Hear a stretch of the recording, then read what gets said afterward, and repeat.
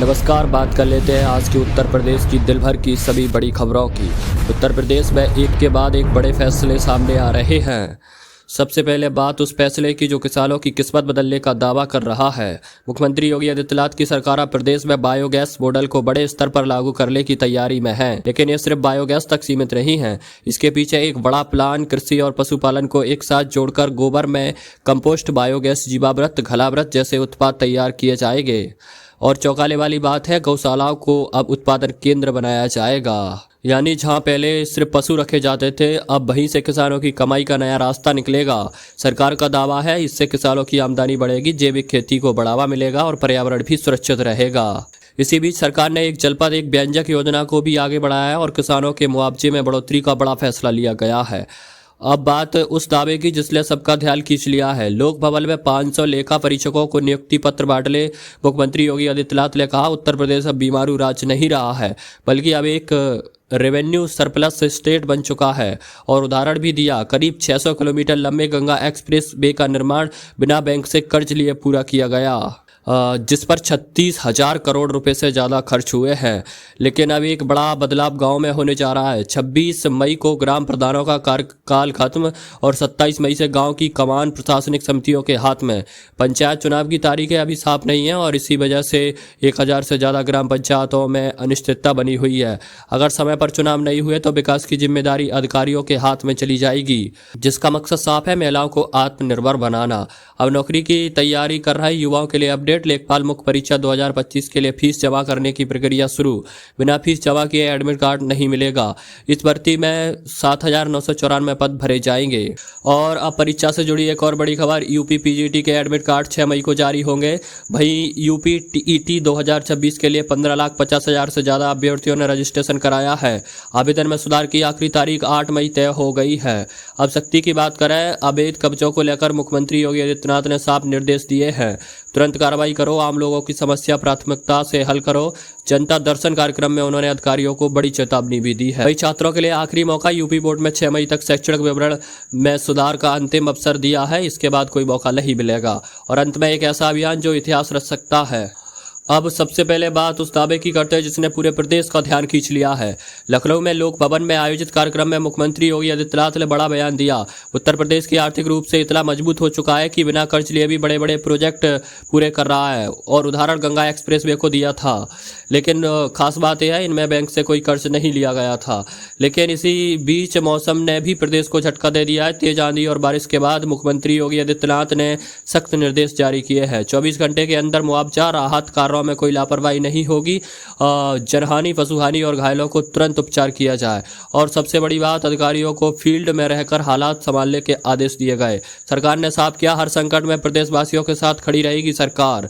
अब बात राजनीति की, जहां हलचल अचानक तेज हो गई। पश्चिम बंगाल के नतीजों के बाद अब बीजेपी का फोकस सीधे उत्तर प्रदेश पर आ गया है। और सूत्रों के हवाले से बड़ी खबर, योगी कैबिनेट का विस्तार संभवतः 8 मई के आसपास। इस विस्तार में क्या खास होगा? पुराने चेहरों के साथ नए नेताओं की एंट्री, अन्य दलों से आए नेताओं को मौका और सबसे अहम जातीय संतुलन।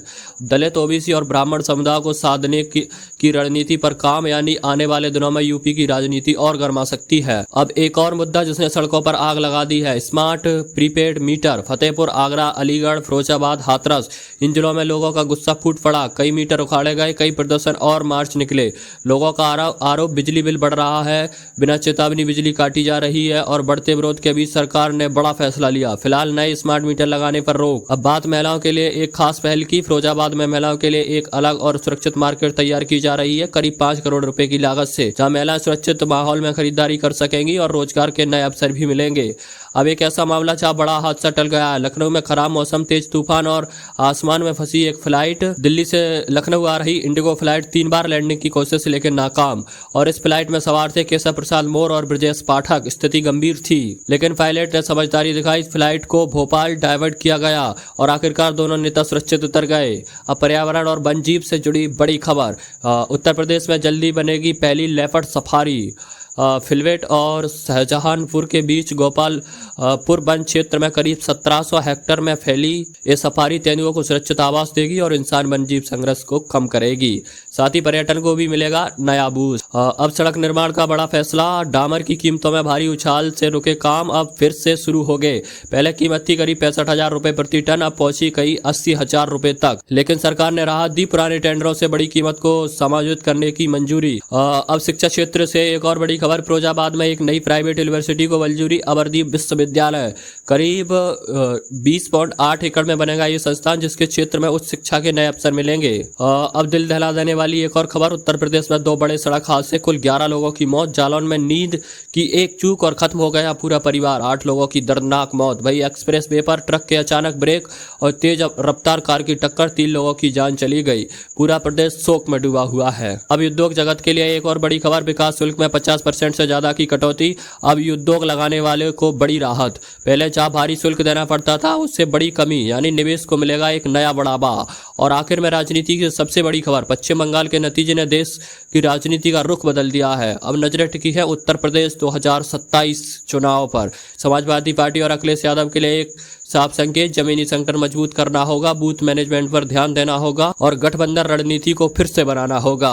भाई 49 साल बाद एक ऐसा रिकॉर्ड टूटा है जिसने सुनकर हर कोई हैरान है। जी हां, अब देश के किसी भी राज्य में लेफ्ट की सरकार नहीं बची है। केरल में जहां 1957 से शुरू हुई थी ये राजनीति, वही 2026 में पिनराई विजयन के नेतृत्व वाली एनडीए को हार का सामना करना पड़ा और कांग्रेस के नेतृत्व वाली यूडीएफ 140 में से 90 से ज्यादा सीट जीतकर 10 साल बाद सत्ता में वापसी कर रही है। ये सिर्फ एक हार नहीं है, बल्कि भारतीय राजनीति में एक बड़े बदलाव का संकेत है। बात करते हैं एक ऐसी जीत की जिसने नया इतिहास लिख दिया है। महाराष्ट्र की बारामती सीट पर जहां से सुप्रिया सुले नहीं बल्कि सुमित्रा पवार ने जबरदस्त जीत दर्ज की है। करीब 2 लाख से ज्यादा वोटों का अंतर, देश में विधानसभा इतिहास में सबसे बड़ी जीतों में से एक। ये सीट पहले से ही एनसीपी का गढ़ रही है, लेकिन इस बार जीत का अंतर सबको चौंका गया है। अब मौसम का कहर और एक बड़ा हादसा टल गया। दिल्ली से लखनऊ जा रही इंडिगो फ्लाइट, खराब मौसम के कारण 3 बार लैंडिंग की कोशिश, लेकिन हर बार लैंडिंग नाकाम। इधर मौसम का असर और भी बढ़ता जा रहा है। यूपी के 60 जिलों में से आंधी, बारिश और ओले का अलर्ट। जालौन सबसे गर्म शहर, सुल्तानपुर में पेड़ गिरने से एक की मौत। साथ ही राजस्थान के कई इलाकों में भी तेज आंधी और बारिश का असर है। अब मामला पहुंच गया सुप्रीम कोर्ट। बिहार के चर्चित सांसद पप्पू यादव ने अपनी सुरक्षा को लेकर याचिका दायर की है। Z+ सुरक्षा की मांग, लेकिन कोर्ट ने सख्त रुख अपनाया, सीधे सुनवाई से इनकार, पटना हाईकोर्ट को सुनवाई का निर्देश। पप्पू यादव का दावा, उन्होंने सिर्फ कागजों पर सुरक्षा मिली है, जमीन पर व्यवस्था बेहद कमजोर है। अब बिहार में एक बड़ी घटना, भागलपुर में गंगा नदी पर बना विक्रमशिला पुल, अचानक उसका एक हिस्सा टूटकर नीचे गिर गया है। हालांकि राहत की बात यह है कि समय रहते लोगों को हटा लिया गया, कोई जनहानि नहीं हुई, लेकिन अब सवाल उठ रहा है निर्माण की गुणवत्ता पर और सुरक्षा व्यवस्था पर। अब बयान जिसने सबका ध्यान खींच लिया, योग गुरु बाबा रामदेव ने ममता बनर्जी पर तंज कसते हुए कहा अब उन्हें अनुलोम विलोम करना चाहिए। बंगाल से टीएमसी की हार के बाद उन्होंने कहा जनता ने अब राजनीतिक समीकरण बदल दिए हैं। अब एक संवेदनशील मामला, सुप्रीम कोर्ट ने ट्रांसजेंडर संशोधन एक्ट 2026 पर केंद्र और राज्य को नोटिस जारी किए। 6 हफ्तों में जवाब मांगा गया। याचिकाकर्ताओं का आरोप, यह संशोधन व्यक्ति के खुद की पहचान तय करने के अधिकार को सीमित करता है। अब इस पर सुनवाई 3 जजों की बेंच करेगी।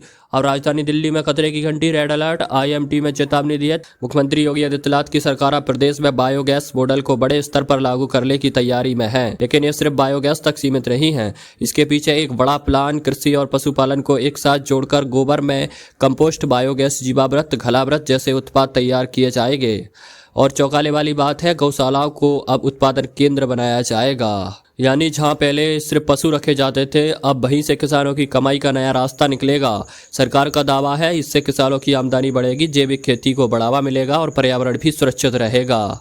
इसी बीच सरकार ने एक जनपद एक व्यंजक योजना को भी आगे बढ़ाया है और किसानों के मुआवजे में बढ़ोतरी का बड़ा फैसला लिया गया है।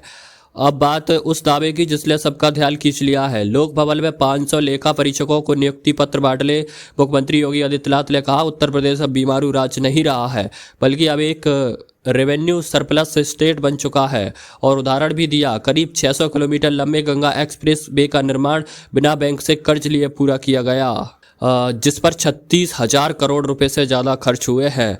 लेकिन अब एक बड़ा बदलाव गांव में होने जा रहा है। 26 मई को ग्राम प्रधानों का कार्यकाल खत्म और 27 मई से गांव की कमान प्रशासनिक समितियों के हाथ में। पंचायत चुनाव की तारीखें अभी साफ नहीं है और इसी वजह से 1000 से ज़्यादा ग्राम पंचायतों में अनिश्चितता बनी हुई है। अगर समय पर चुनाव नहीं हुए तो विकास की जिम्मेदारी अधिकारियों के हाथ में चली जाएगी, जिसका मकसद साफ है, महिलाओं को आत्मनिर्भर बनाना। अब नौकरी की तैयारी कर रहे युवाओं के लिए अपडेट। लेखपाल मुख्य परीक्षा 2025 के लिए फीस जमा करने की प्रक्रिया शुरू। बिना फीस जमा किए एडमिट कार्ड नहीं मिलेगा। इस भर्ती में 7,994 पद भरे जाएंगे। और अब परीक्षा से जुड़ी एक और बड़ी खबर, यूपी पीजीटी के एडमिट कार्ड 6 मई को जारी होंगे। वहीं यूपी टीईटी 2026 के लिए 15,50,000 से ज़्यादा अभ्यर्थियों ने रजिस्ट्रेशन कराया है। आवेदन में सुधार की आखिरी तारीख 8 मई तय हो गई है। अब सख्ती की बात करें, अवैध कब्जों को लेकर मुख्यमंत्री योगी आदित्यनाथ ने साफ निर्देश दिए हैं। तुरंत कार्रवाई करो, आम लोगों की समस्या प्राथमिकता से हल करो। जनता दर्शन कार्यक्रम में उन्होंने अधिकारियों को बड़ी चेतावनी भी दी है। कई छात्रों के लिए आखिरी मौका, यूपी बोर्ड में 6 मई तक शैक्षणिक विवरण में सुधार का अंतिम अवसर दिया है। इसके बाद कोई मौका नहीं मिलेगा। और अंत में एक ऐसा अभियान जो इतिहास रच सकता है। अब सबसे पहले बात उस दावे की करते हैं जिसने पूरे प्रदेश का ध्यान खींच लिया है। लखनऊ में लोक भवन में आयोजित कार्यक्रम में मुख्यमंत्री योगी आदित्यनाथ ने बड़ा बयान दिया। उत्तर प्रदेश की आर्थिक रूप से इतना मजबूत हो चुका है कि बिना कर्ज लिए भी बड़े बड़े प्रोजेक्ट पूरे कर रहा है। और उदाहरण गंगा एक्सप्रेसवे को दिया था। लेकिन खास बात यह है, इनमें बैंक से कोई कर्ज नहीं लिया गया था। लेकिन इसी बीच मौसम ने भी प्रदेश को झटका दे दिया है। तेज आंधी और बारिश के बाद मुख्यमंत्री योगी आदित्यनाथ ने सख्त निर्देश जारी किए हैं। 24 घंटे के अंदर मुआवजा राहत कार्यों में कोई लापरवाही नहीं होगी। जनहानि, पशुहानि और घायलों को तुरंत उपचार किया जाए। और सबसे बड़ी बात, अधिकारियों को फील्ड में रहकर हालात संभालने के आदेश दिए गए। सरकार ने साफ किया, हर संकट में प्रदेशवासियों के साथ खड़ी रहेगी सरकार। अब बात राजनीति की, जहां हलचल अचानक तेज हो गई। पश्चिम बंगाल के नतीजों के बाद अब बीजेपी का फोकस सीधे उत्तर प्रदेश पर आ गया है। और सूत्रों के हवाले से बड़ी खबर, योगी कैबिनेट का विस्तार संभवतः 8 मई के आसपास। इस विस्तार में क्या खास होगा? पुराने चेहरों के साथ नए नेताओं की एंट्री, अन्य दलों से आए नेताओं को मौका और सबसे अहम जातीय संतुलन। दलित, ओबीसी और ब्राह्मण समुदाय को साधने की रणनीति पर काम, यानी आने वाले दिनों में यूपी की राजनीति और गर्मा सकती है। अब एक और मुद्दा जिसने सड़कों पर आग लगा दी है, smart prepaid meter. Fatehpur, Agra, Aligarh, Firozabad, Hathras, इन जिलों में लोगों का गुस्सा फूट पड़ा। कई मीटर उखाड़े गए, कई प्रदर्शन और मार्च निकले। लोगों का आरोप, बिजली बिल बढ़ रहा है, बिना चेतावनी बिजली काटी जा रही है। और बढ़ते विरोध के बीच सरकार ने बड़ा फैसला लिया, फिलहाल नए स्मार्ट मीटर लगाने पर रोक। अब बात महिलाओं के लिए एक खास पहल की। फिरोजाबाद में महिलाओं के लिए एक अलग और सुरक्षित मार्केट तैयार की जा रही है, करीब 5 करोड़ रुपए की लागत से, जहां महिलाएं सुरक्षित माहौल में खरीदारी कर सकेंगी और रोजगार के नए अवसर भी मिलेंगे। अब एक ऐसा मामला जहां बड़ा हादसा टल गया है। लखनऊ में खराब मौसम, तेज तूफान और आसमान में फंसी एक फ्लाइट। दिल्ली से लखनऊ आ रही इंडिगो फ्लाइट 3 बार लैंडिंग की कोशिश लेकिन नाकाम। और इस फ्लाइट में सवार थे केशव प्रसाद मौर्य और ब्रजेश पाठक। स्थिति गंभीर थी, लेकिन पायलट ने समझदारी दिखाई। फ्लाइट को भोपाल डाइवर्ट किया गया और आखिरकार दोनों नेता सुरक्षित उतर गए। अब पर्यावरण और वन्यजीव से जुड़ी बड़ी खबर, उत्तर प्रदेश में जल्दी बनेगी पहली लेपर्ड सफारी।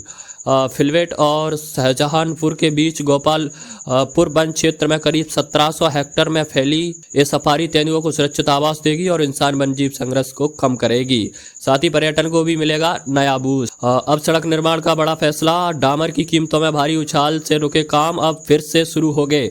पहले कीमत थी करीब 65,000 रुपए प्रति टन, अब पहुंची कई 80,000 रुपए तक। लेकिन सरकार ने राहत दी, पुराने टेंडरों से बड़ी कीमत को समायोजित करने की मंजूरी। अब शिक्षा क्षेत्र से एक और बड़ी खबर, फिरोजाबाद में एक नई प्राइवेट यूनिवर्सिटी को मंजूरी। अमरदीप विश्वविद्यालय करीब 20.8 एकड़ में बनेगा ये संस्थान, जिसके क्षेत्र में उच्च शिक्षा के नए अवसर मिलेंगे। अब दिल दहला देने वाली एक और खबर, उत्तर प्रदेश में 2 बड़े सड़क हादसे, कुल 11 लोगों की मौत। जालौन में नींद की एक चूक और खत्म हो गया पूरा परिवार, 8 लोगों की दर्दनाक मौत। वही एक्सप्रेस वे पर ट्रक के अचानक ब्रेक और तेज रफ्तार कार की टक्कर, 3 लोगों की जान चली गई।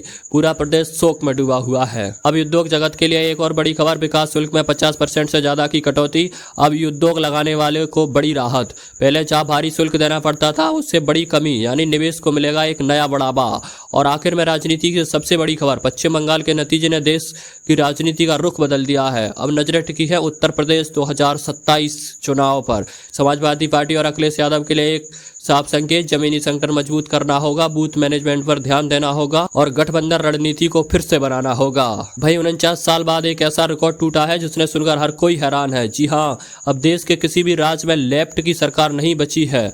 केरल में जहां 1957 से शुरू हुई थी ये राजनीति, वही 2026 में पिनराई विजयन के नेतृत्व वाली एनडीए को हार का सामना करना पड़ा और कांग्रेस के नेतृत्व वाली यूडीएफ 140 में से 90 से ज्यादा सीट जीतकर 10 साल बाद सत्ता में वापसी कर रही है। ये सिर्फ एक हार नहीं है बल्कि भारतीय राजनीति में एक बड़े बदलाव का संकेत है। बात करते हैं एक ऐसी जीत की जिसने नया इतिहास लिख दिया है। महाराष्ट्र की बारामती सीट पर जहां से सुप्रिया सुले नहीं बल्कि सुमित्रा पवार ने जबरदस्त जीत दर्ज की है। करीब 2 लाख से ज्यादा वोटों का अंतर देश में विधानसभा इतिहास में सबसे बड़ी जीतों में से एक। ये सीट पहले से ही एनसीपी का गढ़ रही है, लेकिन इस बार जीत का अंतर सबको चौंका गया है। अब मौसम का कहर और एक बड़ा हादसा टल गया। दिल्ली से लखनऊ जा रही इंडिगो फ्लाइट खराब मौसम के कारण 3 बार लैंडिंग की कोशिश, लेकिन हर बार लैंडिंग नाकाम। इधर मौसम का असर और भी बढ़ता जा रहा है। यूपी के 60 जिलों में से आंधी, बारिश और ओले का अलर्ट। जालौन सबसे गर्म शहर, सुल्तानपुर में पेड़ गिरने से एक की मौत। साथ ही राजस्थान के कई इलाकों में भी तेज आंधी और बारिश का असर है। अब मामला पहुंच गया सुप्रीम कोर्ट। बिहार के चर्चित सांसद पप्पू यादव ने अपनी सुरक्षा को लेकर याचिका दायर की है, Z+ सुरक्षा की मांग, लेकिन कोर्ट ने सख्त रुख अपनाया। सीधे सुनवाई से इनकार, पटना हाईकोर्ट को सुनवाई का निर्देश। पप्पू यादव का दावा, उन्होंने सिर्फ कागजों पर सुरक्षा मिली है, जमीन पर व्यवस्था बेहद कमजोर है। अब बिहार में एक बड़ी घटना, भागलपुर में गंगा नदी पर बना विक्रमशिला पुल, अचानक उसका एक हिस्सा टूटकर नीचे गिर गया है। हालांकि राहत की बात यह है कि समय रहते लोगों को हटा लिया गया, कोई जनहानि नहीं हुई, लेकिन अब सवाल उठ रहा है निर्माण की गुणवत्ता पर और सुरक्षा व्यवस्था पर। अब बयान जिसने सबका ध्यान खींच लिया, योग गुरु बाबा रामदेव ने ममता बनर्जी पर तंज कसते हुए कहा अब उन्हें अनुलोम विलोम करना चाहिए। बंगाल से टीएमसी की हार के बाद उन्होंने कहा जनता ने अब राजनीतिक समीकरण बदल दिए हैं। अब एक संवेदनशील मामला, सुप्रीम कोर्ट ने ट्रांसजेंडर संशोधन एक्ट 2026 पर केंद्र और राज्य को नोटिस जारी किए। 6 हफ्तों में जवाब मांगा गया। याचिकाकर्ताओं का आरोप, यह संशोधन व्यक्ति के खुद की पहचान तय करने के अधिकार को सीमित करता है। अब इस पर सुनवाई 3 जजों की बेंच करेगी। और राजधानी दिल्ली में खतरे की घंटी, रेड अलर्ट, IMT में चेतावनी दी है।